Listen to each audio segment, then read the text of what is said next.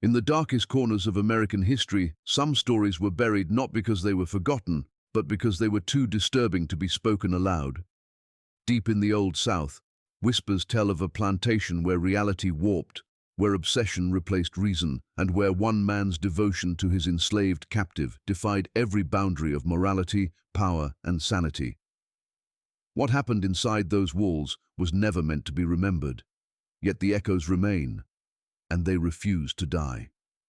He had been known across the region as a man carved from order, discipline, and the cold predictability of the world he ruled. Every ledger balanced, every field inspected, every rule enforced with the same rigid precision that had kept his plantation functional for years. But something shifted the moment she arrived. Those who worked the fields claimed they saw it first. A brief flicker in his expression as he watched her step down from the wagon. Nothing more than a second, yet unmistakably out of place in a man whose emotions were usually locked behind stone.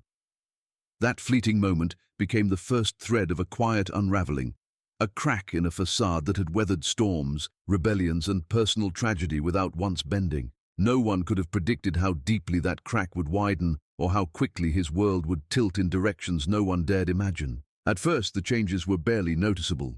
He paused longer during inspections, lingering near the quarters where she worked. His voice, once sharp and clipped, softened whenever he addressed tasks connected to her. The overseer found himself second-guessed, questioned in ways that had never happened before, each inquiry revolving around her well-being, her workload, her placement.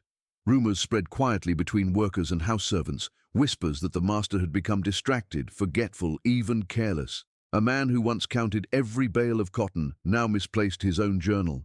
A man who never skipped church services suddenly stayed home without explanation. They saw these shifts long before he did, long before he understood that something inside him had begun to twist in a way that defied his upbringing, his power, and the brutal reality of the world he inhabited. The people around him noticed the subtle shifts in his posture whenever she passed, the way his hands trembled slightly when he observed her from a distance, as if some force pulled him toward her and held him there.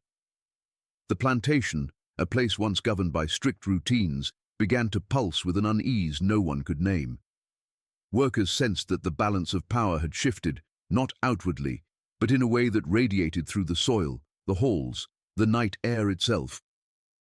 For the first time, fear of the master was replaced with something stranger, a creeping awareness that his authority was slipping, not into weakness, but into obsession. His nights grew restless. Candlelight flickered from his study long after the household slept.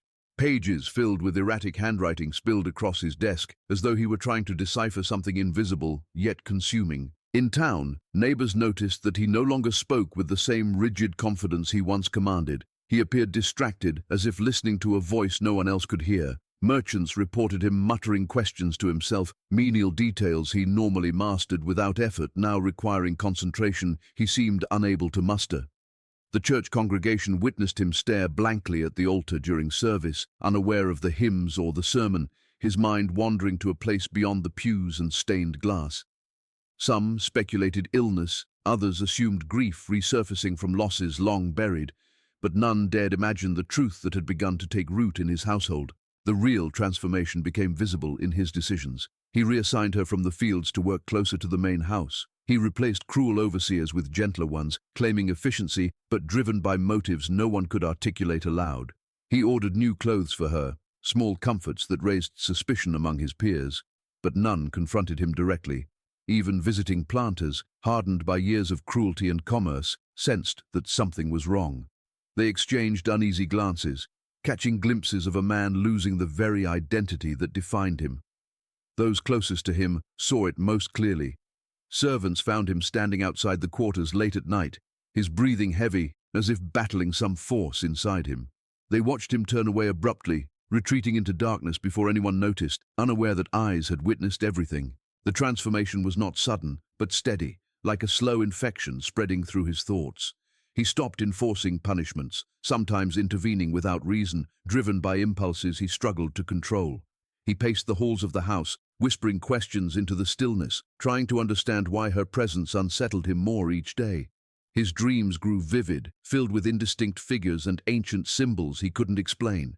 He awoke drenched in sweat, convinced that something about her defied the simple categories of property and power. A man who once clung to order began to drift into realms he had never believed in, realms beyond rational thought. The plantation began to feel the weight of his unraveling. Workers felt watched not by a master but by a presence that hovered around him, something that altered the atmosphere whenever he stepped outside. The fields grew quieter, not from peace, but from fear of an unknown change taking shape. The household avoided his gaze, wary of the wild flicker in his eyes whenever her name was mentioned. Even the land seemed to react, as if the balance that had held it together for decades had been disrupted by an obsession powerful enough to unsettle the earth itself. Those who had known him longest refused to speak openly of it, but they felt it in the way he moved, the way he breathed, the way his voice carried a tremor that never belonged to a man in command. He was no longer the figure of authority he had been. Something inside him was shifting, pulling him toward a truth he could neither resist nor comprehend, a force that turned his world into a labyrinth of longing, confusion, and fear. Workers began reporting strange disturbances long before anyone dared connect them to the master's growing fixation. At first, they dismissed the sounds as tricks of the wind or the restless murmurs of the night, but patterns formed quickly, patterns no one could ignore. Doors creaked open on their own, even when locked. Footsteps echoed through empty hallways, and animals refused to go near the storage shed, where he spent long hours alone. The land seemed to hum with a low tremor whenever he was near her, a vibration that traveled through the soil as though something beneath the ground was stirring. No one spoke of it openly, yet every person on the plantation could feel the shift in the air, a tension that clung to the skin and made even the bravest uneasy. The master's behavior began to twist in ways that mirrored the strange activity around him, transforming from subtle obsession into something hungry, ritualistic, almost reverent in a manner that frightened those who witnessed it. The overseer, a man who prided himself on controlling everything under his watch, was the first to sense a deeper disturbance. He noticed that the master visited the old smokehouse at impossible hours, carrying books that looked older than any he owned. Lantern light spilled through the cracks in the boards long past midnight, flickering like a heartbeat. The overseer claimed he heard chanting once, a soft, rhythmic murmur that seemed to rise and fall like the cadence of prayer, except the words were nothing familiar or holy. When he confronted the master about the late-night activity, he was met with a stare so cold and empty it sent him stumbling backward. That moment marked a shift in authority. The overseer no longer questioned anything. He kept his distance, fearing the darkness that had begun to wrap itself around the man once known for control and rationality. Field workers spoke of symbols carved into trees near the far edge of the property, symbols made of perfect, deliberate strokes that none of them recognized. Some believed they were warnings, others believed they were invitations. Either way, they avoided the area, especially after the ground there grew dry and cracked despite recent rain. The transformation of the plantation did not stop at the land. The house itself seemed to grow colder, its walls carrying a chill even on warm summer nights. Servants whispered of hearing whispers behind the walls, voices that belonged to no one living. They described the sensation of being watched even when they were alone, especially when they passed by the staircase leading to the master's private study. That study became a place of dread. No one entered unless summoned, and even then they moved quickly, leaving before the master could begin drifting into one of his strange trances. The room changed too. Books were rearranged into strange patterns, some stacked into spirals on the floor. Sheets of paper filled with unfamiliar markings cluttered the desk.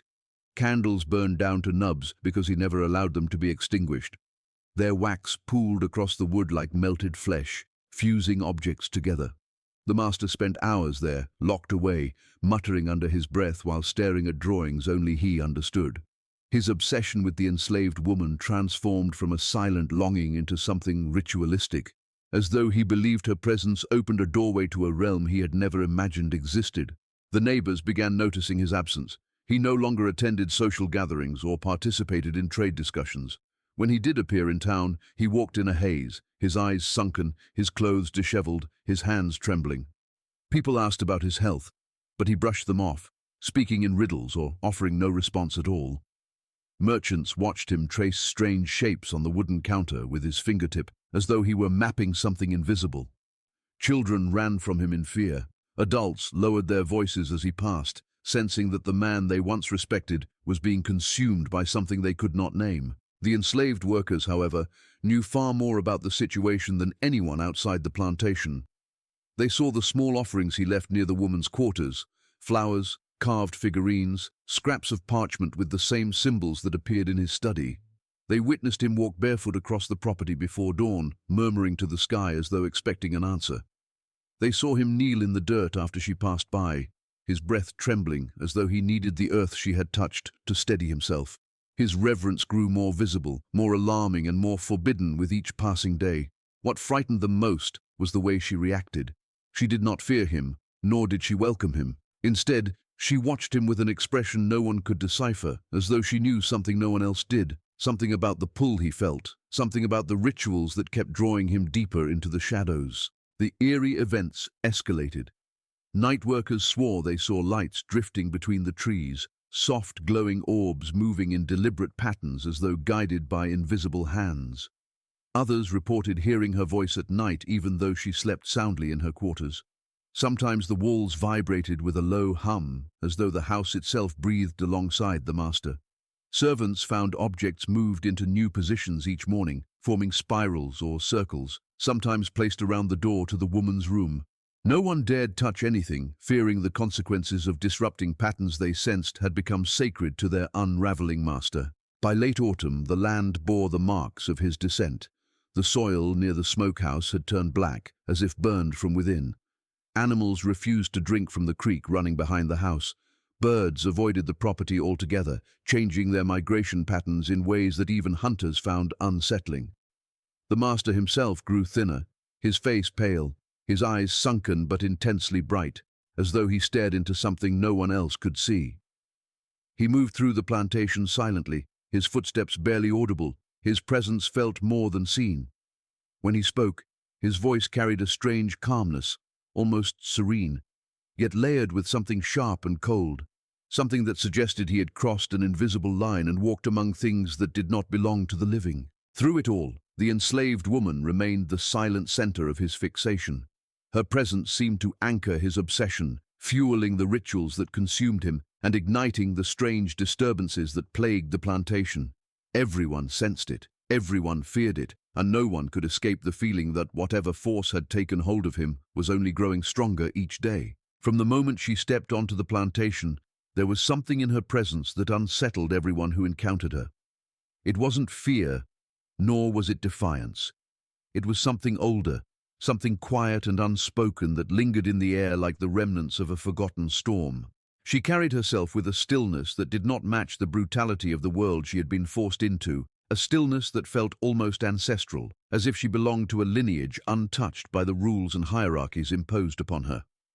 Workers whispered that she came from a region known for ancient traditions and hidden knowledge, a place where people still believed in forces that lived between worlds. They said she had been born beneath a blood-red moon, that her village had regarded her as someone touched by something sacred. Whether these tales were true or invented out of fear, no one could deny the strange aura that surrounded her. An aura that only intensified as the master's obsession deepened. Others spoke of the way she moved, slow and deliberate, as if each step carried meaning beyond survival.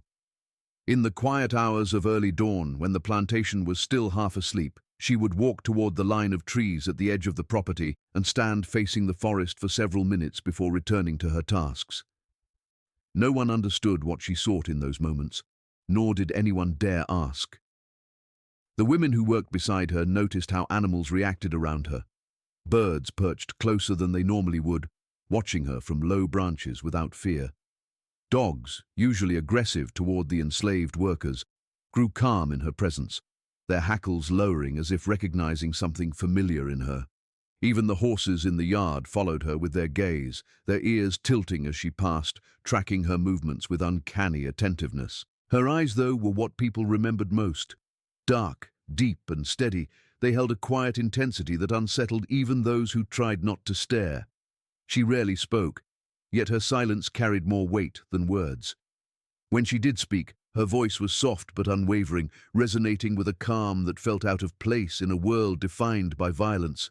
Some believed she could see through people, not in a mystical way, but in a manner sharp enough to unmask every lie, every hidden fear, every dark impulse. Workers avoided meeting her gaze for long, fearing what she might read in them. The master, however, seemed drawn to that gaze, unable to escape it even when he tried. It was as though she saw straight through the layers he had spent his life building, straight to the part of him he had never allowed anyone to reach. As days passed, the rumors surrounding her origin grew. Some claimed she was the last surviving member of a family known for spiritual healing, people believed to commune with unseen forces. Others insisted she had been marked at birth, destined to carry knowledge no one alive could fully understand. There were stories that her mother had been a keeper of ancient chants and rituals, a woman who could call down protective spirits and ward off evil with only her voice. If any of that heritage lingered in her, she never revealed it openly. Yet the plantation felt different when she appeared, the air shifting, the silence deepening, as though the world itself adjusted to her presence. The master's obsession only magnified the mystery. He watched her with a reverence that bordered on fear, as if he sensed something powerful within her but could not name it. When she walked by, he stiffened, his breath catching in his throat as though her very existence disturbed the balance within him. He often stood at a distance, observing her with a mixture of longing and bewilderment, as if trying to decipher a language written into her skin. The workers noticed how his voice softened when he spoke to her, how he stopped himself from giving commands, how he hesitated before addressing her, as though afraid of breaking some invisible rule tied to her presence. There were nights when she seemed to know things before they happened. Once, she warned a young boy not to go near the old barn because something dangerous waited in the shadows. Hours later, part of the roof collapsed without warning, and the boy, shaken but alive, told everyone she had saved his life. Another time, she whispered to a woman crying quietly outside the quarters, telling her that the pain in her chest would pass by mourning. It did. Stories like these spread quickly, but only among those who trusted the quiet truths hidden between spoken words. They never shared these accounts beyond their circle, fearing how others might twist them. The overseer avoided her entirely, claiming her presence made the hair on the back of his neck stand up. He said her gaze felt like a confrontation with something he couldn't control, something he didn't dare provoke. Servants in the house swore they heard soft humming from her corner at night, melodies that didn't sound like sorrow but like ancient lullabies carrying fragments of a world older than the plantation itself. The master heard them too, though he pretended not to. The sound drew him like a moth to a flame, yet he never crossed the threshold to her room, instead lingering in the hallway with trembling hands pressed against the wall, listening as though the song unlocked something inside him he had spent his life running from. The more he watched her, the more convinced he became that she was connected to something beyond his reach, something that defied the rigid structure of his life. Her calmness unnerved him, her silence disarmed him, and her presence pulled him deeper into the strange rituals he began practicing in secret. It was as though she awakened a hunger inside him he had never encountered, a yearning not for possession but for understanding. He wanted to know what she knew, wanted to see what she saw, wanted to step into whatever world seemed to live in her eyes. His obsession was not simply desire, it was the desperate pull of a man who sensed that she carried answers to a question he didn't know he had been asking all his life. Every day she appeared to carry centuries on her shoulders, yet she moved with the grace of someone untouched by the chaos around her. Her past remained a mystery, her lineage uncertain, her knowledge unspoken, yet her presence reshaped the entire plantation. It bent the master's will, altered the behavior of animals, and stirred whispers of forces long forgotten. No one understood her, but everyone felt her. And in that feeling lay the unshakable truth that she was not simply another enslaved woman brought to the plantation by circumstance. She was something else entirely, something that made the land shift and the master descend further into the depths of obsession, something that made the air tremble whenever she walked by. The collapse of order on the plantation began so quietly that no one recognized it for what it was. It started with small ruptures in routine, little breaks in the rhythm of life that had once moved with mechanical certainty. Workers awoke later than usual because the master failed to ring the morning bell. Tools disappeared from their usual place and were found scattered across the fields as though someone had walked through the night, leaving pieces behind like breadcrumbs. The overseer struggled to maintain discipline, barking orders with a voice that grew weaker each day, as if even he sensed that command meant nothing anymore. The plantation, once rigid and unforgiving, had begun to sag under the weight of an invisible force that tightened around every living thing. It was not rebellion, nor was it neglect. It was something stranger, something that seeped through walls and soil, pulling everything toward a slow, inevitable unraveling. Servants inside the house felt the shift more acutely. The master stopped giving clear instructions, abandoning tasks halfway through, wandering from room to room with unfocused eyes. The meticulous order of his home deteriorated. Papers piled on the floor, candles burned unattended, and shutters rattled at odd hours as if responding to unheard signals. He grew more erratic with each passing day. One moment he paced the halls with trembling hands, muttering words no one understood. The next he stood completely still, expression blank, as though listening to something beyond the reach of ordinary senses. The servants learned to keep their distance. They moved silently, avoiding corners where he might appear unexpectedly, avoiding rooms where the air felt thick with an energy that made breathing difficult. The collapse spread outward like a fever. Workers in the fields found the land uncooperative. The soil, once rich, shifted beneath their feet. Plow blades sank too deep or not at all. The cotton plants drooped even after rain, their leaves curling inward like clenched fists. Crows circled the fields in slow spirals, never landing, never cawing, just watching with unnatural patience. Animals grew restless. Horses refused to be saddled, kicking at the air as if striking at something unseen. Dogs whimpered without reason, crawling under porches to hide. Even the cattle clustered together at the far edge of the property, their eyes wide, as if sensing a storm no one else could detect. At night, the plantation transformed into a place of pure dread. Lights flickered in the windows, though no one was inside. Shadows moved along the walls as if alive. Doors slammed without wind. The workers lay awake in their quarters, listening to the distant sound of footsteps pacing across the main porch, footsteps too heavy to belong to any servant. Sometimes they heard voices, low murmurs carried through the trees, voices that did not belong to the master or any living soul they knew. The forest seemed to whisper, the air pulsed in waves, a deep vibration that settled in the bones. People began sleeping in groups, seeking comfort in numbers, though comfort felt impossible. Meanwhile, the master plunged deeper into obsession. He stopped eating with the staff and took his meals alone, though most of the food went untouched. He spent long hours locked inside the old storage shed, emerging covered in dust and sweat, eyes wild with a feverish light. He dragged strange objects into the room, stones, branches, broken pottery, scraps of fabric, arranging them into patterns that made no sense to anyone but him. The overseer tried to confront him once, but the attempt ended with the overseer stumbling backward in terror, claiming that the master's eyes looked hollow, as if his soul had slipped away, leaving only a vessel animated by something else. The woman at the center of his fixation remained calm amid the chaos. Her steady presence unnerved everyone because she alone seemed untouched by the collapse consuming the plantation. She moved through the days with the same quiet grace as always, her expression unreadable, her steps silent. Workers noticed that wherever she walked, the air felt different, still, heavy, charged with an energy that resisted description. Some believed she held the key to stopping the madness. Others feared she was the cause, that her presence rippled through the master's mind like a stone hitting water, sending waves that distorted the reality around him. The household staff could no longer deny the correlation between her movements and the master's spiraling state. When she walked past the house, he appeared at a window moments later, his breath fogging the glass as he watched her cross the yard. When she entered the kitchen, he drifted toward the doorway, drawn by a force beyond reason. When she slept, he stood outside her quarters, hands trembling, whispering words only he could hear. The servants stopped intervening.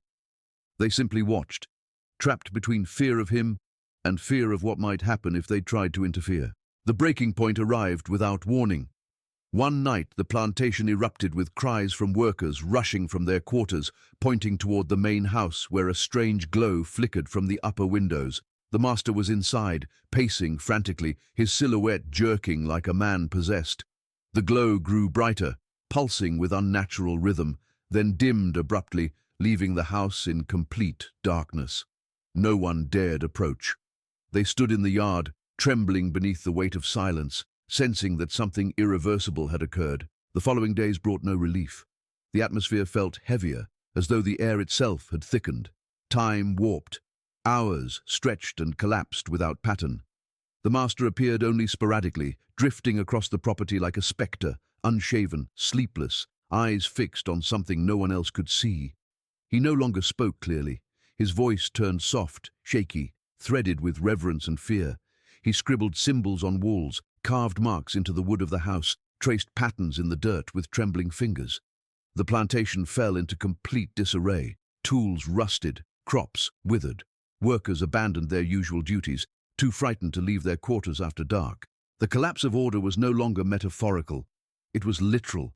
The land, the house, the routines, the people, everything had succumbed to the strange force spiraling from the master's obsession. Power shifted in ways no one understood. Authority dissolved. Fear rooted itself in every corner of the plantation. And through it all, the woman remained the silent center of the storm, her presence steady and unbroken, while the master drifted further from the world he once ruled, slipping into a realm where obsession and reverence overshadowed reason and reality until nothing recognizable remained. In the final weeks before their disappearance, an eerie stillness settled over the plantation, the kind of silence that follows a storm, yet carries the promise of another brewing. Workers sensed that something irreversible was drawing near. The master no longer behaved like a man tormented by obsession. Instead, he moved with a kind of dreadful purpose, as if he had finally understood something that had eluded him for months. His steps grew slow and deliberate, his voice softened to a whisper, and the feverish panic that once marked his behavior transformed into a calm that frightened those who observed him. It was not the calm of peace, but of surrender, of a man who had stepped willingly across an unseen threshold and embraced whatever waited on the other side. The enslaved woman at the center of the phenomenon remained unchanged. Her stillness, her quiet strength, and the inscrutable expression she wore only deepened the mystery. She no longer avoided the master, nor did she seek him out. Instead, she walked through her days with the measured grace of someone who knew the outcome long before it unfolded. Workers who watched them together sensed an unspoken exchange occurring between them, a silent understanding that existed beyond ordinary comprehension. She would meet his gaze briefly, and something in him softened, as if he found confirmation in her eyes, permission to continue whatever strange path he believed he was walking. As the final days unfolded, the plantation bore physical scars of the unraveling that had been building for months. The old smokehouse, the place where he conducted his rituals, became a center of dread, its windows glowing at night with an otherworldly blue light that faded before anyone could investigate. Strange symbols appeared on its exterior walls, carved with a precision that seemed impossible for human hands in the dark. The land around it grew brittle and lifeless, the soil turning to ash beneath the feet of those who dared approach. Animals avoided the area completely. Dogs whimpered if dragged too close. Horses reared and bolted. Even the birds that circled the plantation avoided flying directly above it, shifting their patterns in ways that left hunters baffled and afraid. The workers began preparing themselves for the worst, though none could say what the worst meant. Some prayed. Others packed small bundles of belongings, ready to flee if the land erupted into chaos. Mothers kept their children close. Men stayed awake through the night, sitting with their backs against the walls, recounting strange noises drifting from the trees. They heard humming low in the ground, felt vibrations in the wooden floors, sensed a presence watching from the shadows whenever the sun dipped below the horizon. A few brave souls attempted to leave, only to return hours later after becoming disoriented in the woods, claiming the forest paths had twisted into impossible routes that led them back no matter how far they walked. Meanwhile, the master grew increasingly detached from the physical world. He barely responded to questions. He barely ate. He spent most of his time tracing unfamiliar symbols on parchment, on walls, even in the dirt outside the quarters. His clothes hung loose on his thin frame, his skin pale, his eyes bright with a fervor that frightened anyone who dared approach him. He began muttering words in a language no one recognized, words that rolled off his tongue with unsettling fluency. Servants overheard him speaking to something unseen, pausing as though waiting for a response, then nodding slowly, lips curling into a faint, eerie smile. The night before the disappearance, a violent thunderstorm rolled across the plantation. Lightning cracked the sky open. Wind roared through the trees. Rain hammered the roof of every building. Workers huddled together, terrified not of the storm, but of what might accompany it. They heard the master's voice carried by the wind, steady, chanting, unbroken by the thunder that swallowed everything else. The sound came not from the house, but from the woods behind it, deep in the trees, where the air had always felt thick and unnatural. Some said they saw a faint glow flickering between the trunks, a soft golden pulse that grew brighter each time lightning split the sky. Others claimed they heard footsteps moving in rhythm with the chanting, footsteps that did not sound human. When the storm finally broke after midnight, the plantation fell into an unnatural silence. Not a single animal made a sound. The air felt frozen, as if time itself had paused. Workers stayed awake until dawn, listening, waiting, fearing, but nothing stirred. At sunrise, a group of them gathered the courage to search for the master. They approached the house first, knocking softly, then loudly, but there was no answer. The door swung open easily. Inside, the interior was untouched, yet the atmosphere felt hollow, as though the air had been drained from it. Dust motes drifted lazily in still beams of sunlight. His belongings were in place. His boots sat near the door. His journal lay open on the desk. But he was gone. They searched the quarters next, but she too had vanished. Her bed was undisturbed. Her few possessions remained where she had always kept them. There was no sign of struggle, no footprints, no discarded clothing. It was as though both had simply dissolved into the morning air. The overseer insisted they search the woods. A small group ventured into the trees, following a faint indentation in the ground that looked like a path recently disturbed. It twisted deeper into the forest, leading to a clearing no one had ever seen before. In the center of the clearing lay a circle of stones arranged in a pattern identical to the symbols the master had been carving for weeks. At the center of the circle rested a single object, a small carved figure made of dark wood, shaped unmistakably like the enslaved woman. But there were no footprints, no signs of human presence, no traces of struggle or ritual beyond the stones. Fear silenced the plantation. People whispered theories, none of which brought comfort. Some believed they had escaped together. Others believed they had been taken by whatever force the master had been invoking. A few insisted they saw figures moving in the forest that morning, shadows that slid between the trees without sound or substance. No one dared investigate further. The clearing was left untouched. The stones remained undisturbed. Eventually, the area was avoided entirely. Historians who later studied the case found fragments of symbols, scattered journal entries, and servant testimonies, yet none could agree on what truly happened. The disappearance lacked logic, lacked evidence, lacked any explanation grounded in the reality of the time. What remained were rumors, whispers, and the unsettling knowledge that two people, a master consumed by reverence and an enslaved woman shrouded in mystery, vanished without trace, leaving behind a plantation that seemed relieved to be rid of the oppressive weight that had nearly consumed it.